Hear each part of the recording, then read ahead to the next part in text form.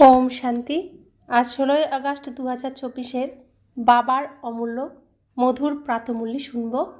আজকের মূল্যতে বাবা বলেন, মিঠে বাচ্চে, আমি বিদেহী পিতা তোমাদের অর্থাৎ দেহধারীদেরকে বিদেহী বানানোর জন্য পড়াই। এ হলো নতুন কথা যা বাচ্চারাই বোঝে। আজকের মূল্যের প্রশ্ন, বাবাকে একই কথা বারবার বোঝানোর দরকার পড়ে কেন? উত্তর, কারণ বাচ্চারা ক্ষণে ক্ষণে ভুলে যায়। অনেক বাচ্চারা বলে, বাবা তো একই কথা বারবার বোঝান। বাবা বলেন, বাচ্চারা, আমাকে সেই এক কথাই অবশ্যই বলতে হয়, কারণ তোমরা ভুলে যাও। মায়ার ঝড় তোমাদের বিভ্রান্ত করে। যদি আমি তোমাদের রোজ সতর্ক না করি, তাহলে তোমরা মায়ার ঝড়ে ভেঙে পড়বে। এখনও তোমরা শতপ্রধান কোথায় হয়েছ? যখন হয়ে যাবে তখন বলা বন্ধ করে দেব। ওম শান্তি। একে বিচিত্র আধ্যাত্মিক পড়াশোনা বলা হয়। নতুন দুনিয়া সত্যযুগে দেহধারীরাই একে অপরকে পড়ায়। নলেজ তো সবাই পড়ায়, এখানেও পড়ানো হয়। তারা সবাই দেহধারী, একে অপরকে পড়ায়। এমন কখনো হবে না যে বিদেহী বাবা পড়ান। যে বাবার দেহ নেই সে দেহবিহীন বাবা পড়ান, এমনটা সত্যযুগ থেকে কলিযুগ পর্যন্ত কখনোই হবে না। শুধুমাত্র কলিযুগ আর সত্যযুগের মিলন সময়ে স্বয়ং বিদেহী পিতা, যার শরীর নেই, নিরাকার, যিনি জ্যোতিস্বরূপ, তিনি নিজ মায়া বলে নিজেকে সৃষ্টি করে তার সন্তানদেরকে পড়ান।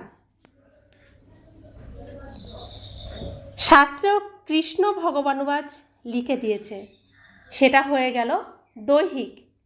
এই নতুন কথা শুনে কনফিউজড হয়ে যায়। তোমাদের মধ্যেও নম্বর অনুযায়ী পুরুষার্থ অনুসারে বুঝতে পারে যে আত্মিক পিতা আমাদের অর্থাৎ আত্মাদের পড়ান। এ হলো নতুন কথা। শুধুমাত্র এই সঙ্গমে বাবা নিজে এসে বলেন, এনার দ্বারা, ব্রহ্মা বাবার দ্বারা আমি তোমাদের পড়াই। জ্ঞানের সাগর, শান্তির সাগর, সব আত্মাদের পিতাও হলেন তিনি। এই কথাটি বুঝতে হবে, তাই না? দেখতে কিছুই পাওয়া যায় না, আত্মাই হলো মুখ্য এবং অবিনাশী।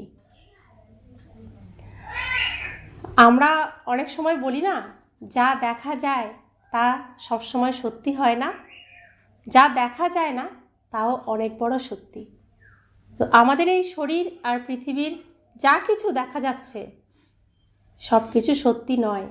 আগে অনেক কিছু ছিল, এখন নেই। তো স্টেজ পরিবর্তন হয়ে গেছে। এখন যা কিছু আছে তার কালকে থাকবে না। সবই বিনাশী, শরীর বিনাশী। এখন সেই অবিনাশী আত্মা বসে পড়াচ্ছেন। যদিও তোমরা সামনে দেখছো সাকারে এই শরীরটি বিরাজিত, কিন্তু এই কথা তোমরা জানো যে এই জ্ঞান দেহধারী প্রদান করে না। জ্ঞান প্রদান করেন বিদেহী নিরাকার বাবা। কিভাবে দেন সে কথাও তোমরা বোঝো। মানুষ তো খুব সহজে বুঝতে পারে না। তোমাদের কত মাথা ঘামাতে হয় এই কথাটি নিশ্চয় করাতে। তারা তো বলে দেয়, নিরাকারের কোনো নাম, রূপ, দেশ, কাল হয় না। তিনি হলেন বাবা। তিনি নিজে বসে পড়ান, বলেন, আমি সব আত্মাদের পিতা, যাকে তোমরা চোখে দেখতে পাও না, বুদ্ধির দ্বারা বুঝতে পারো। তিনি হলেন বিদেহী। জ্ঞান, আনন্দ, প্রেমের সাগর হলেন তিনি। তিনি কিভাবে পড়াবেন? বাবা নিজেই বোঝান, আমি কিভাবে আসি আর কার আধার নিয়ে থাকি। আমি কোনো গর্ভ থেকে জন্মগ্রহণ করি না। আমি কখনো মানুষ বা দেবতা হই না। দেবতারাও শরীর ধারণ করেন। আমি তো সর্বদা অশরীরই থাকি। ড্রামাতে আমার এই পাঠ আছে যে আমি কখনো পুনর্জন্মে আসি না। তো তিনি কখনোই ড্রেস পরেন না, তার কোনো ড্রেস নেই, তার কোনো শরীর নেই, তিনি কখনো শরীর ধারণ করেন না। সুতরাং এ হলো বোঝার মতো বিষয়, দেখতে পাওয়া যায় না। তারা তো ভাবে কৃষ্ণ ভগবানুবাজ, ভক্তিমার্গে বসে কেমন রথের চিত্র বানিয়েছে। বাবা বলেন, বাচ্চারা তোমরা কনফিউজড হও না তো? যদি কিছু বুঝতে না পারো তো বাবার কাছে এসে বোঝো। এমনিতে তোমাদের জিজ্ঞেস করা ছাড়াই বাবা তোমাদেরকে সব কিছু বুঝিয়ে দেন, তোমাদের কিছুই জিজ্ঞাসা করার দরকার নেই। আমি এই পুরুষোত্তম সঙ্গম যুগেই অবতরিত হই। আমার জন্মও হলো ওয়ান্ডারফুল, আশ্চর্যজনক। বাচ্চারা, তোমাদেরও বিস্ময় অনুভব হয় যে তিনি কত বিরাট পরীক্ষা পাশ করিয়ে দেন, সবচেয়ে বড় বিশ্বের মালিক করার জন্য পাঠ পড়ান। ওয়ান্ডারফুল কথা, তাই না? হে আত্মারা, প্রতি 5000 বছর পরে আমি তোমাদের সার্ভিস করতে আসি। তিনি আত্মাদের পড়ান। প্রত্যেক কল্পে কল্পে, কল্পের সঙ্গম যুগে তোমাদের সেবায় আসি। অর্ধকল্প তোমরা আহ্বান করেছ, হে বাবা, হে পতিত পাবন এসো। কৃষ্ণকে কেউ পতিত পাবন বলে না, পতিত পাবন পরমপিতা পরমাত্মাকেই বলা হয়। অতএব বাবাকেও আসতে হবে পতিতদের পবিত্র করতে। তাই বলা হয় অকাল মূর্ত সত্য বাবা, অকাল মূর্ত সত্য টিচার, অকাল মূর্ত সদ্গুরু। শিখদেরও খুব ভালো ভালো স্লোগান আছে, কিন্তু তারা এই কথা জানে না যে অকাল মূর্ত কখন আসেন। এই রূপ গায়নও আছে, মানুষ থেকে দেবতা করতে বেশি সময় লাগে না। তিনি কবে এসে মানুষকে দেবতা করেন? তিনি হলেন সকলের সদ্গতি দাতা। এই কথা তো পাক্কা নিশ্চয় থাকা উচিত। তিনি এসে কি বলেন? শুধু বলেন মন মনা ভব, তার অর্থ বোঝান, অন্য কেউ অর্থ বোঝান না। তোমাদের সদ্গুরু অকাল মূর্ত বসে বোঝাচ্ছেন ব্রহ্মার শরীর দ্বারা যে নিজেকে আত্মা নিশ্চয় করো। অতএব এই কথা বোঝা উচিত। বিশ্বের মালিক করতে বাবাকে আসতে হয় বাচ্চারা তোমাদের সেবায়। তিনি বোঝান, হে আত্মারূপী রুহানি বাচ্চারা, তোমরা শতপ্রধান ছিলে, তারপরে তমপ্রধান হয়েছ এই সৃষ্টি চক্রটি পরিক্রমা করে, তাই না? পবিত্র দুনিয়া এই দেবতাদের ছিল, তারা কোথায়? এই কথা কারো জানা নেই, সবাই কনফিউজড। বাবা এসে তোমাদের বুদ্ধিমান করেন। বাচ্চারা, আমি একবারই আসি পবিত্র দুনিয়ায়, আমি কেনই বা আসবো? সেখানে তো কাল আসতে পারবে না। বাবা হলেন কালেরও কাল, মহাকাল। সত্যযুগে আসার দরকার নেই, সেখানে কালও আসে না তো মহাকালও আসে না। তিনি এসে সব আত্মাদের ফিরিয়ে নিয়ে যান। খুশি মনে ফিরে যাও তো? হ্যাঁ বাবা, আমরা খুশি মনে ফিরে যাওয়ার জন্যে তৈরি। তাই তো আপনাকে আহ্বান করা হয়েছে, এই পতিত দুনিয়া থেকে পবিত্র দুনিয়ায় নিয়ে চলো ভায়া শান্তিধাম। এইসব কথা ক্ষণে ক্ষণে ভুলে যেও না। কিন্তু মায়াশত্রু দাঁড়িয়ে আছে, ক্ষণে ক্ষণে ভুলিয়ে দেয়। আমি মাস্টার সর্বশক্তিমান, তো মায়া হলো শক্তিমান। মায়াও অর্ধকল্প তোমাদের উপরে রাজত্ব করে, ভুলিয়ে দেয়। তাই রোজ রোজ বাবাকে বোঝাতে হয়। রোজ সজাগ না করলে মায়া খুব ক্ষতি করে দেবে। খেলা হলো পবিত্র ও অপবিত্রতার। এখন বাবা বলেন, নিজের আচার আচরণ সঠিক করতে হলে পবিত্র হও। কামবিকার নিয়ে কত ঝগড়া হয়। বাবা বলেন, এখন তোমরা জ্ঞানের তৃতীয় নেত্র প্রাপ্ত করেছ, তাই আত্মাকেই দেখো। এই দৈহিক নেত্র দ্বারা দেখো না। আমরা সব আত্মারা হলাম ভাই ভাই, বিকারগ্রস্ত হব কিভাবে? আমরা অশরীরী এসেছিলাম, আবার অশরীরী হয়ে ফিরে যেতে হবে।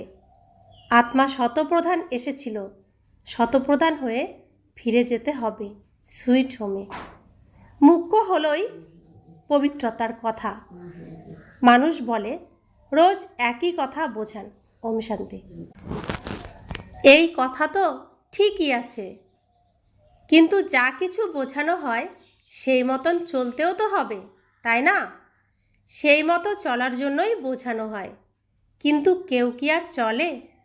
তাই রোজ রোজ বোঝাতে হয়।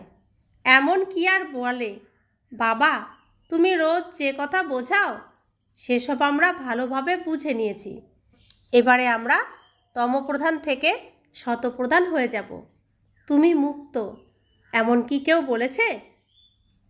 এখনো পর্যন্ত কোনো বাচ্চা কি বাবাকে এমন কথা বলেছে যে আমরা শতপ্রধান হয়ে যাব, তুমি চিন্তা করো না, তোমাকে ভাবতে হবে না, তুমি মুক্ত? এমন কেউ বলেনি। এই জন্য বাবাকে প্রতিদিন বোঝাতে হয়। কথা তো একটাই, কিন্তু করে না, বাবাকে স্মরণই করে না। তারা বলে বাবা ক্ষণে ক্ষণে ভুলে যায়। বাবাকে ক্ষণে ক্ষণে বলতে হয় স্মরণ করার কথা। তোমরাও একে অপরকে এই কথাই বোঝাও, নিজেকে আত্মা নিশ্চয় করে পরমাত্মাকে স্মরণ করো, তাহলে তোমাদের পাপ বিনষ্ট হবে। আর কোনো উপায় নেই। শুরু এবং শেষে এই কথাই বলেন। স্মরণের দ্বারাই শতপ্রধান হবে। নিজেই লেখেন বাবা মায়াচ্ছর ভুলিয়ে দেয়।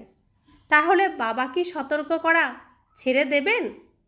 বাবা জানেন নম্বর অনুযায়ী পুরুষার্থ অনুসারে রয়েছে। যতক্ষণ শতপ্রধান হবে না ফিরে যেতে পারবে না। যুদ্ধেরও কানেকশানও রয়েছে। যুদ্ধ লাগবে তখনই যখন তোমরা নম্বর অনুযায়ী পুরুষার্থ অনুসারে শতপ্রধান হবে। জ্ঞান হলো 1 সেকেন্ডের। অসীম জগতের বাবাকে পেয়েছ, এখন তার কাছে অসীমের সুখ তখন প্রাপ্ত হবে যখন পবিত্র হবে। পুরুষার্থ ভালোভাবে করতে হবে। অনেকে তো কিছুই বোঝে না, বাবাকে স্মরণ করার বুদ্ধিটুকুও নেই। এই পড়াশোনা কখনো পড়েনি। সম্পূর্ণ চক্রে নিরাকার বাবার কাছে কেউ পড়াশোনা করেনি। সুতরাং এ হলো নতুন কথা। বাবা বলেন আমি তো প্রতি 5000 বছর পরে আসি তোমাদের শতপ্রধান করতে। যতক্ষণ শতপ্রধান না হবে ততক্ষণ এই পদের অধিকারী হতে পারবে না। যেমন অন্য পড়াশোনায় ফেল হয় তেমনই এতেও ফেল হয়। লৌকিকে যে পড়াশোনা করা হয় সেখানে অনেকে কেউ ফার্স্ট হয়, কেউ ভালো নম্বর নিয়ে পাশ করে, কেউ আবার ফেল হয়। তো ভগবানের এই ঈশ্বরীয় বিশ্ববিদ্যালয়েও কেউ ফার্স্ট হয়, কেউ অনেক ভালো নম্বর নিয়ে পাশ করে, কেউ আবার ফেলও করে। শিব বাবাকে স্মরণ করলে কি হবে তাও বোঝে না। পিতা হলেন তিনি, তো অবশ্যই পিতার কাছে স্বর্গের উত্তরাধিকার প্রাপ্ত হবে। বাবা একবারই বোঝান, যার দ্বারা তোমরা দেবতায় পরিণত হও। এই ঈশ্বরীয় বিশ্ববিদ্যালয় একবারই খোলে প্রতি 5000 বছর পরে। সঙ্গম যুগে বাবা এসে এই ঈশ্বরীয় বিশ্ববিদ্যালয় খোলেন। তোমরা দেবতা হবে, তারপরে নম্বর অনুসারে সবাই আসবে পাঠ করতে। এত সব কথা বৃদ্ধাদের বুদ্ধিতে থাকে না। তাই বাবা বলেন নিজেকে আত্মা নিশ্চয় করে বাবাকে স্মরণ করো। শুধুমাত্র শিব বাবাই হলেন সকল আত্মাদের পিতা। শরীরের পিতা তো সবার নিজস্ব আছে। শিব বাবা হলেন নিরাকার। তাকে স্মরণ করতে করতে পবিত্র হয়ে শরীর ত্যাগ করে পুনরায় বাবার কাছে ফিরে যেতে হবে। বাবা অনেক বোঝান, কিন্তু সবাই একরস বা একরকম বুঝতে পারে না। মায়া ভুলিয়ে দেয়। একেই যুদ্ধ বলা হয়। বাবা কত ভালোভাবে বসে বোঝান, কত কথা স্মরণ করিয়ে দেন। মুখ্য যা যা ভুল হয়েছে সেসবের লিস্ট বানাও। যেমন তার মধ্যে একটা হলো বাবাকে সর্বব্যাপী বলা। ভগবানুবাচ বাবা বলছেন, আমি সর্বব্যাপী নই। সর্বব্যাপী হলো 5টি বিকার। এ হলো সবচেয়ে বড় ভুল। গীতার ভগবান কৃষ্ণ নয়, পরমপিতা পরমাত্মা শিব। এই ভুলগুলি ঠিক করে নিলে দেবতায় পরিণত হবে। কিন্তু এমন করে কোনো বাচ্চা লেখেনি যে এমন করে আমরা বুঝিয়েছি যে এই ভুলগুলির জন্যই ভারত পবিত্র থেকে পতিত হয়েছে। সেসবও বলতে হবে। ভগবান সর্বব্যাপী কিভাবে হবেন? ভগবান তো হলেন এক, তিনি হলেন সুপ্রিম পিতা। ভগবান তো একজনই, আর তিনি সকলের পিতা, সুপ্রিম টিচার, সুপ্রিম সদ্গুরু। কোনো দেহধারীকে সুপ্রিম ফাদার, টিচার, সদ্গুরু বলা যাবে না। কৃষ্ণ হলেন সম্পূর্ণ সৃষ্টিতে সর্বোচ্চ। যখন সৃষ্টি শতপ্রধান হয় তখন তিনি আসেন, তারপর শত স্থিতিতে রাম, তারপরে নম্বর অনুসারে নিজ সময়ে আসবে। শাস্ত্রে দেখানো হয় সকলের বিকার গ্রহণ করে কণ্ঠ কালো নীল হয়ে গেছে, কিন্তু এখন বোঝাতে বোঝাতে গলা শুকিয়ে যায়। কথাটা কত ছোট্ট, কিন্তু মায়া খুবই সাংঘাতিক। প্রত্যেকের নিজেকে জিজ্ঞাসা করা উচিত, আমরা এমন গুণবান শতপ্রধান হয়েছি? আমরা কি শ্রীকৃষ্ণর রাজ্যে যাওয়ার জন্য শ্রীকৃষ্ণর মতো শতপ্রধান গুণবান হয়েছি? বাবা বোঝান, যতক্ষণ বিনাশ হবে না ততক্ষণ তোমরা কর্মাতীত অবস্থা প্রাপ্ত করবে না। যতই মাথা মারতে থাকো, সারা সময় শিব বাবাকে বসে স্মরণ করো, আর কোনো কথা বলো না। শুধু এই যে, বাবা আমি যুদ্ধের আগে কর্মাতীত অবস্থাটি প্রাপ্ত করে দেখাবো, এমন যদি কেউ থাকে, এমন ড্রামাই হতে পারে না। এমন কোনো বাচ্চা বলে না। প্রথম নম্বরে একজনই যাবে। ইনিও বলেন, আমাকে কত মাথা ঘামাতে হয়, মায়া তো আরও শক্তিশালী হয়ে আসে। বাবা নিজে বলেন, আমার পাশে তো শিব বাবা বসে আছেন, তবুও আমি স্মরণ করতে পারি না, ভুলে যাই। বুঝতে পারি শিব বাবা আমার সঙ্গে আছেন, তারপরে আমাকেও তো স্মরণ করতে হয়। শিব বাবা আমার সঙ্গে আছেন, তবুও তো আমাকে স্মরণ করতে হয়। ব্রহ্মা বাবা বলেন, যেমন তোমরা করো। এমন নয় আমি তো সঙ্গে আছি এই কথায় খুশি হব না, আমাকেও বলেন নিরন্তর স্মরণ করো, সঙ্গী আমার তুমি তো শক্তিশালী। তোমার সামনে মায়ার ঝড় আরও বেশি আসবে, তা না হলে বাচ্চাদের বোঝাবে কিভাবে? ব্রহ্মা বাবাকে শিব বাবা বলছেন, এইসব ঝড় তোমার কাছে তো আসবেই। আমি শিব বাবার এত কাছে বসেও কর্মাতীত অবস্থা প্রাপ্ত করতে না পারলে অন্য আর কে করবে? এই লক্ষ্য খুব উচ্চ। ড্রামা অনুযায়ী সবাই পুরুষার্থ করে। যদি কেউ এমন চেষ্টা করে দেখায়, বাবা আমরা আপনার আগে কর্মাতীত অবস্থা প্রাপ্ত করে দেখাবো, এমন হতে পারে না। এই ড্রামা হলো পূর্ব নির্মিত। তোমাদের অনেক পুরুষার্থ করতে হবে। মুখ্য কথা হলো ক্যারেক্টারের। দেবতাদের ক্যারেক্টার আর পতিত মানুষের ক্যারেক্টারের মধ্যে অনেক তফাৎ। শিব বাবা তোমাদের বিকারী থেকে নির্বিকারী করেন। অতএব এখন পুরুষার্থ করে বাবাকে স্মরণ করতে হয়, ভুলে যেও না। যদিও অবলা নারীরা পরের বশে অর্থাৎ রাবণের বশে রয়েছে, তো তারা কি আর করবে? তোমরা হলে রাম ঈশ্বরের বশে, তারা হলো রাবণের বশে।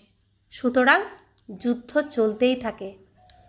যদিও রাম ও রাবণের যুদ্ধ হয় না, বাবা বাচ্চাদের অর্থাৎ তোমাদের ভিন্ন ভিন্ন প্রকারে বোঝান। মিষ্টি মিষ্টি বাচ্চারা, নিজেকে সংশোধন করতে থাকো। রোজ রাতে কর্মের চার্ট দেখো। সারাদিন কোনো রকম আসুরি ব্যবহার করেছি কি?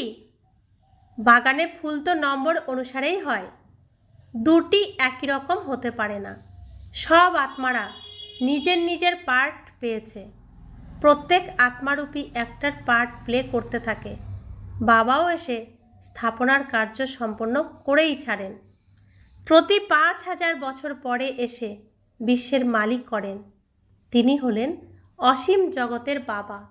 তো অবশ্যই নতুন দুনিয়ার উত্তরাধিকার দেবেন।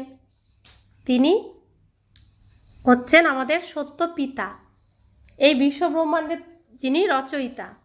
তো তিনি যখন আমাদের উপহার দেবেন, তিনি নিশ্চয়ই অসীম জগতের নতুন দুনিয়ার উত্তরাধিকারী দেবেন। अच्छा, मीठे मीठे सिखिलाते बच्चों प्रति माता पिता बाप दादा का याद प्यार और गुड मॉर्निंग। रूहानी बाप की रूहानी बच्चों को नमस्ते। हम रूहानी बच्चों की रूहानी माता पिता बाप दादा को याद प्यार गुड मॉर्निंग और नमस्ते नमस्ते नमस्ते। शुक्रिया बाबा, शुक्रिया बाबा, शुक्रिया। धारणार जन्य मुख्य सार, ज्ञानेर तृतीय नेत्रेर द्वारा आत्माकेई देखते हबे, दैहिक चोख दिए देखबेई ना, अशरीरी हওয়ার अभ्यास करते हबे। तो गाड़ीते जेमन ड्राइवर दुनिया के देखे गाड़ीर चोख दिए, गाड़ीर काचेर मध्य दिए, तो निजेरो चोख आछे, तो सेई चोख दिए देखा जाए, तो सेई चोख दिए देखते हबे। देहेर चोख दिए देखले हबे ना, देहेर चोख दिए देखले देहई देखबे, और निजेर आत्मार मन बुद्धिर द्वारा जे चोख, मन बुद्धिर द्वारा यदि देखा हय ताहले आत्माकेई देखबे, तो निजेके अशरीरी अनुभव हबे। द्वितीय धारणा, बाबा स्मरणेर द्वारा निजेर दैवी क्यारेक्टार बानाते हबे। निजेके जिज्ञासा करते हबे, आमी कतखानी गुणवान हयेछि, आमी सारा दिने आसुरी आचरण करिनी तो। तो प्रत्येक दिन राते घुमाते जाওয়ার समय सारा दिन की करेছি ता मंथन करते हबे, देखते हबे तार मध्य आमी कतखानी शुभ करेছি, कतखानी भालो करेছি, कतखानी खाराप करेছি। तो भालोटा आमार जमবে, खाराप करले खरच হবে, तो कतखानी आमी जमिয়েছি। बरदान, सदा केयारफुल थेके मायार रयल रूपेर छाया थेके सेफ थाका मायाप्रूफ भव। बर्तमान समये माया रियल बोध के अनुभवेर शक्ति के अदृश्य करे दिए रंग के राइट अनुभव कराय। जेरकम केउ जादूमंत्र करे तो परवश हो जाए, सेरकम रयल माया रियल के बुझते देय ना। सेजोन्नो बाप दादा अटेंशन के डबल आंडारलाइन कराच्छेन, एमन केयारफुल थाको जे मायार छाया थेके सेफ थेके मायाप्रूफ हो जाओ। विशेष मन बुद्धि के बाबार छत्र छायाय निये एसो। तो माया कागजेर बाग तैरी करे निये एसे सामने दिए रेखे दिए देखाबे एटा सत्यिकारेर बाग, और आमरा सत्यिकारेर बाग मने करे भय पेये जाई, किन्तु सेटा हलो कागजेर बागेर मतो, कागजेर बाग। तो माया जेई परिस्थिति आमादेर सामने निये आसुक ना केन कागजेर बागेर मतो सेई परिस्थिति থাকবে না, সরে যাবে, চলে যাবে। তাই তুমি ভয় পেও না, তোমার সাথী সর্বশক্তিমান স্বয়ং ভগবান, তাই তুমি ভয় পেও না। তোমার বিজয় নিশ্চিত, তুমি বিজয়ী আত্মা। স্লোগান, যারা সহযোগী তাদের দেখে অন্যদেরও যোগ সহজেই লেগে যায়। তো আমরা ঈশ্বরীয় পরিবারের প্রত্যেকে আত্মা আত্মা ভাই ভাই, একে অপরের সহযোগী। तो सबाइके सहयोग दिए एक परिवार हुए आमादेर चलते हबे। तो परिवारेर यदि आमरा सापोर्ट पाई, सहयोगिता पाई, ताहले जोग भगवानेर साथे पितार साथे सहजेई लेगे जाए। ओम शांति।